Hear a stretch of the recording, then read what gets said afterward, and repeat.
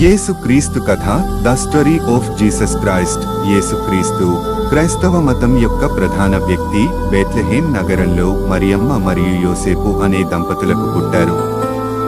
ఆయన పుట్టడం ఒక అద్భుతమైన సంఘటన, ఎందుకంటే మరియమ్మ ఒక కన్యకే ఉండి దేవుని ఆత్మ ద్వారా గర్భవతి అయ్యారు. యేసు నాజరేత్ పట్టణంలో పెరిగారు. యేసు 30 సంవత్సరాల వయస్సులో తన ప్రజా సేవను ప్రారంభించారు.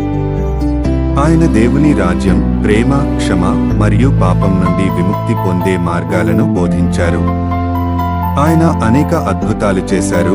ఆరోగ్య కోల్పోయిన వారిని నయం చేయడం, మూతులను తిరిగి జీవితం ఇచ్చడం, ఇబ్బందుల్లో ఉన్న వారికి ఆహారం ఇవ్వడం, ఇవి ఆయన దేవుని శక్తిని చూపించే చిహ్నాలు.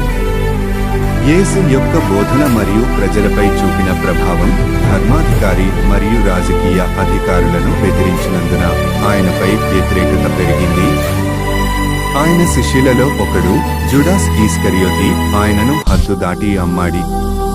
యేసు అరెస్టు చేసి రోమన్ గవర్నర్ పిలాతు ముందు న్యాయవాదం చేయబడిన తర్వాత క్రూసిఫిక్షన్ కొరకు శిక్షించబడింది.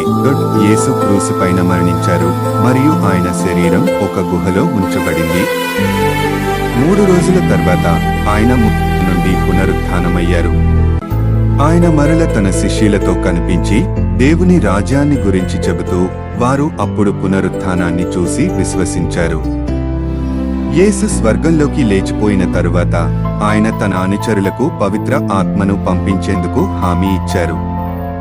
ఆయన జీవితం, మరణం మరియు పునరుత్థానం క్రైస్తవ విశ్వాసం యొక్క కేంద్రాంశంగా మారాయి. ప్రధాన సందేశాలు: ప్రేమ మరియు క్షమ. యేసు ఇతరులను అంతటా ప్రేమించమని, సత్వరం క్షమించమని బోధించారు. పాపాలకు శిక్షణ. ఆయన మరణం మన పాపాలకు క్షమాభిక్షను తీసుకురావడంలో కీలకంగా ఉంది. శాశ్వత జీవితం. ఆయన పునరుత్థానం విశ్వాసం ఉన్నవారికి శాశ్వత జీవితం గా ఇచ్చే హామీ. యేసుక్రీస్తు జీవితం ప్రపంచవ్యాప్తంగా అనేక మంది వ్యక్తులకు ప్రేమ, కృప, విశ్వాసం మరియు మార్గదర్శనంగా నిలుస్తుంది.